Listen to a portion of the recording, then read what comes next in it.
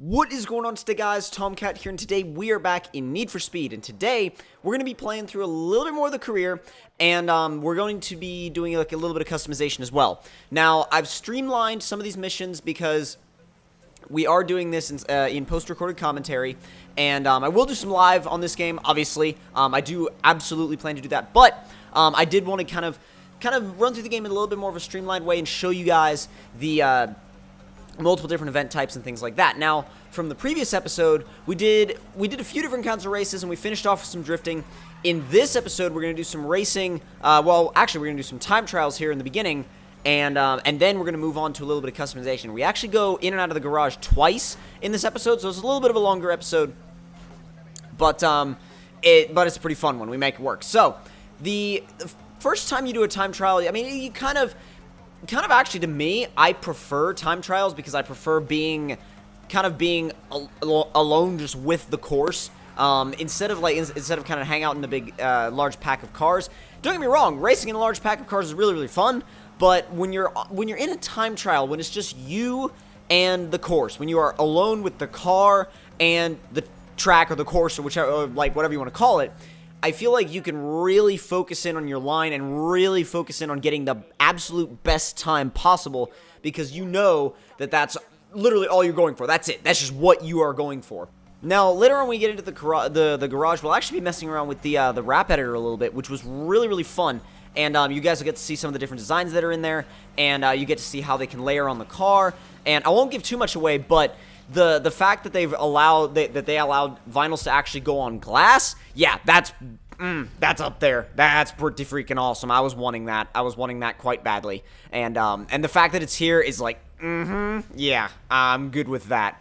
So, our next event here, let's see, what did we get into at this point? We got into a sprint race. I don't know why I blanked out for a second on what race we were in, but I was like, yeah, sprint race. So, got our Supras, and, Supra meant a couple of Golfs, and it's interesting the different cars that they have you race throughout the game, and sometimes they'll blow by the cops, and because they'll be after somebody else, but be aware that if you make the cops angry, it's like sending a hornet's nest after yourself. It's like disturbing a very angry nest of hornets, and believe me, they're angry.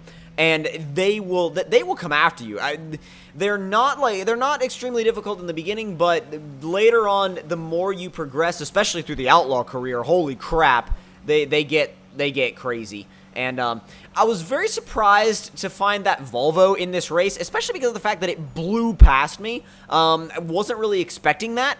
And I later on found out that Volvo, while it's kind of comedic in its own way, it can be pretty quick, especially in races against things like, BRZs and Golfs and stuff like that. It can be a pretty good contender, and, I mean, obviously, depending on what kind of fight you have on your hands, but, nonetheless, it's one heck of a sleeper, for sure. Now, the more I got used to this BRZ, the more I got used to the handling, and the more I got used to the way it drove, the smoother drifting became. But I actually, at this point, I didn't really have anything on the car as far as like different tires and stuff like that. And so I think when you have everything right in the middle, that's when I realized I was on the cops' radar, and I was like, okay, yeah, we got to get the hell out of here. So having the car set up still like kind of right in the middle with the setup and the tires, it drifts all right. But you'll see later on when we start to get into like drift tires and stuff like that, it really ramps up. I mean, the ability to kick the thing sideways and really maintain the slide. It's not the ability to actually just get the car sideways that makes a difference. It's the ability to maintain the slide. And the drift tires help a ton. They help so much. And I mean, depending on what kind of tires you pick, obviously, the grip tires are pretty aggressive. The grip tires are pretty aggressively grippy. And the drift tires, depending on how drifty you like the car to be, if you like it to be very, very, very, very twitchy and pretty much ultra adjustable, yeah, I was trying to hide from the cops, didn't really work. But if you like it to be almost ultra adjustable, mid drift and kind of have a twitch to it almost, you'll want a slightly lower end drift tire. But if you want it to really be super flowy, then you'll want a higher end drift tire. And it all depends on what you like, what you prefer as far as style goes. But at this point, I was back to the garage, and I was like, you know, I want to check out some of the stance options on this car. Drop the ride height down a little bit because we hadn't done much of that. I didn't really mess with the rake because I like it to be just pretty much leveled. And the track width, I didn't want it all the way out because when you put it all the way out, it's a little bit goofy. You can get a little goofy with the track width for sure. It all depends, but we went negative on the camber in the front just so we could tuck that front tire up in just a little bit. I love that look where it's like neutral camber in the rear and then you got some negative up in the front. Oh, I think that looks so good. Now, when you get into the wrap editor, you can go through and look at some of the wraps that are already there for you, which they look really, really cool. I mean, the wraps that are already there are ridiculously nice. I mean, they really spice up the look of the car. Or you can go in and start applying stuff yourself. Now, when you go in and start applying stuff yourself, you've got a lot of options. You've got your color options. You've got, I mean, and then every single option you could want within whatever color choice you decide to go with, which can range all across the freaking color spectrum. You can change your brightness, you can change how metallic it is, you can change the smoothness of it, you can change pretty much whatever you want about your paint. And then from there, you go into applying your decals and your stickers and stuff like that. And again, the biggest thing that I keep going back to is the fact that you can actually apply these to the windshield. And that's something I've been wanting for so long, and I know a lot of people have been kind of calling for that from a game.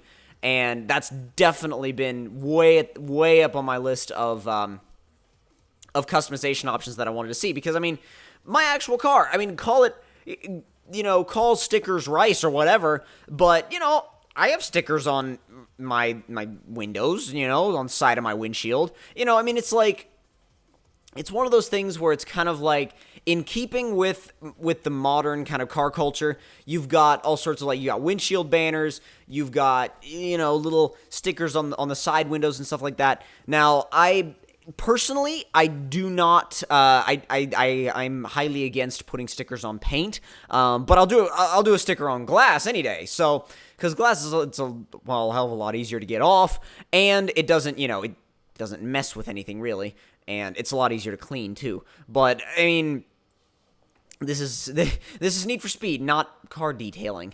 So, and I just put the BR sticker on there because I like the BRZ that BR built. So that's just kind of like a little bit of a nod to BR personally, but I really like them. They built a really freaking cool BRZ. But back when they did I think it was a yellow Rocket Bunny that they did.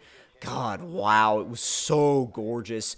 I think that's one of the biggest comments or questions that I get on Instagram all the time is constantly, when is the FRS going to go Rocket Bunny? And I cannot confirm or deny anything on that. I mean, it depends on scheduling, depends on, you know, I mean, either way, it'll probably be a little bit of a ways out if it does, but I'm keeping any and all plans for that under wraps at this current time. So now, I mean, we're getting into the more performance side of the upgrades. You can do different pieces of the exhaust, meaning, you know, the manifold, the actual piping itself after the manifold. You can do your cam, block, your heads, whatever you want to do, and within the engine. And it's kind of cool to be able to upgrade those things individually instead of just saying, I want engine level 1 or engine level 2 or whatever package it might be. It's cool that you can say, well, I could do, let's say, headers and a catback, or I could do, heads and a cam. So it really depends on what you kind of want to upgrade your car with.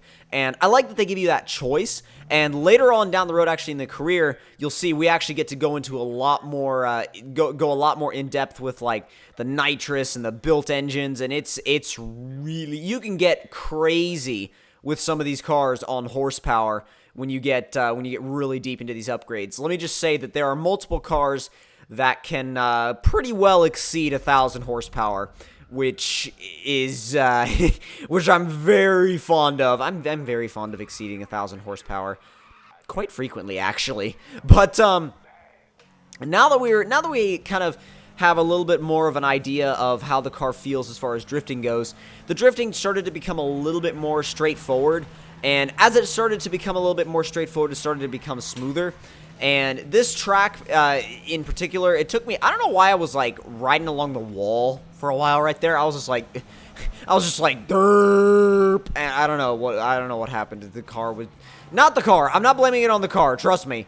But I don't know, the more you get around these tracks, the more they start to kind of click with you. And once the car does, I mean, you're good to go. But that's the thing, you can't let your focus break. And you kind of have to keep your mind on the fact that like I can't let my focus get away from this game, because the second you let your focus get away from it, you're done, because there's that fast pace, and you have to keep it. Not only do you have to keep your rhythm going, but you have to keep yourself focused. And I almost found myself being like the best way that I found to play the game sometimes was to like, you know, to play it for a while and then, you know, kind of take a break for a little while from it and then play it for a while again. Because if you do it that way, you'll always be focused, and you'll never start to lose focus. Because like I said, when you start to lose focus, your driving ability will start to go down. Because again, like I said, there's a lot of it that's based on reflexes, and it'll actually start to train you, and it'll start to help get those reflexes up. Because I mean, even if you don't have like the greatest reflexes, you play this game for a while and you will, trust me, you will, because it will train them into you. It will almost like completely train them into you, because the way it progresses you, the races in the beginning of the game, they require those kind of like, you know, twitch movements and stuff like that on the controller, but not quite as much as later on in the game. So it starts to warm you up to the later races, and then once you get to the later races, woo, yeah, I wouldn't say they're difficult, but they are extremely exhilarating, extremely, as you guys will see in later episodes. Now, I found myself liking the sprint races a lot, especially because of the fact that they are, like, a sprint race could be really short, or it could be longer than a circuit race. You don't know, especially the one-on-one sprint races. Some of them are incredibly long, and some of them are like, boom, done and over with. So that's one of the things that you kind of have to keep into consideration when you're kind of entering into a sprint race, you know, whatever, if you want to do a long race, or you're not quite sure. But then again, it kind of mixes it up, because you could start on one side of the city and end up on a whole entirely different side, whereas a circuit race, you're kind of racing around a single area. Now, some of the sprint races, sure, they take place up in the mountains, like just same as the toge races do, but when you're in a situation like that, you kind of get used to the environment that you're dealing with.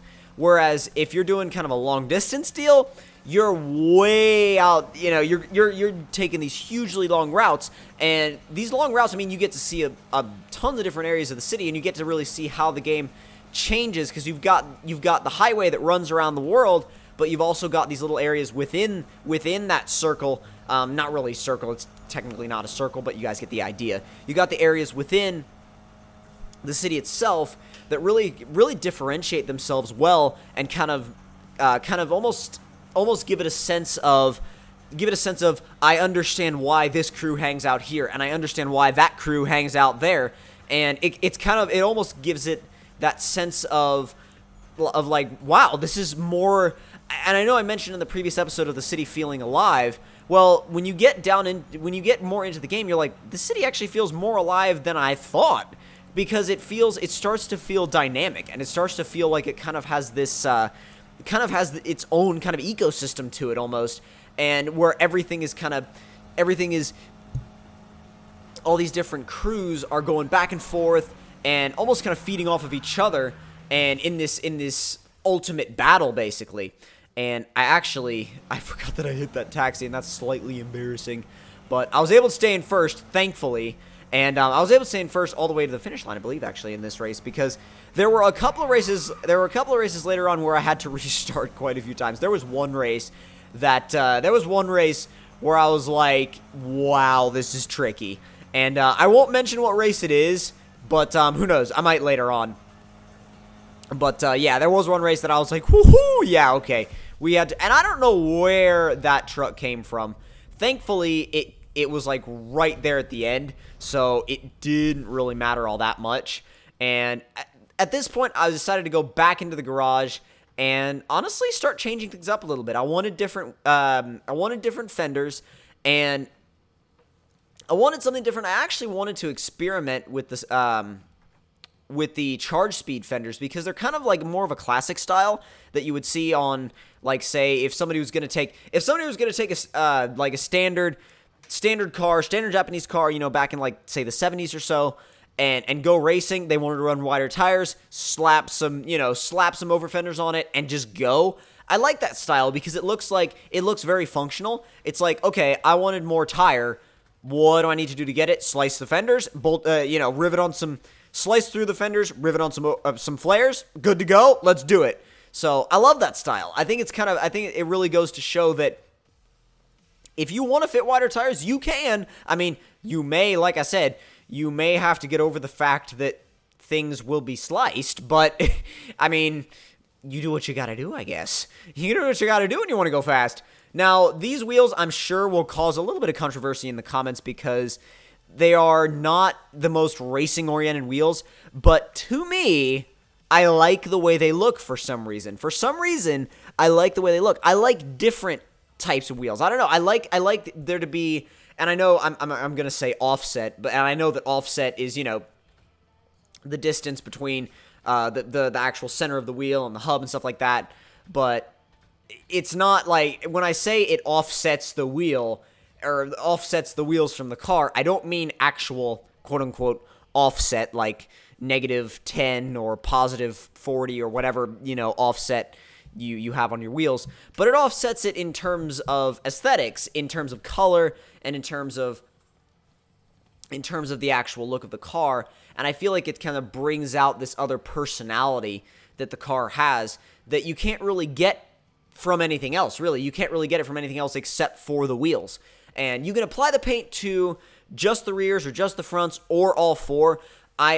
Depending on what kind of application I'm doing, I'll generally, like, if I did something on the wheels that I really liked in the back, I'll go ahead and apply it to all because that's how I wanted it. So I like how they give you that kind of versatility, though, as far as like changing little things aesthetically go, because it's little things like that. It really is that, and that's what it comes down to, is the little details when it comes to customization. So and going through, you can see all the different options we have. We're looking at suspension right now, and since I was early on in the game, we only had access to the first one, but we got, you know, diff, tires, and this was actually, let's see, what did we get at this point? We went for okay, mid drift. So these aren't quite as up there in performance as the ones that are my favorites for tires, but they definitely get the job done for this car. So we popped a supercharger on it as well. So you guys will see that coming up very soon. So if you guys enjoyed this episode, then don't forget to leave me a like. Tell me in the comment section down below what you guys thought of it. And if you're new to my channel, don't forget to subscribe for more. And I will see you guys in the next one.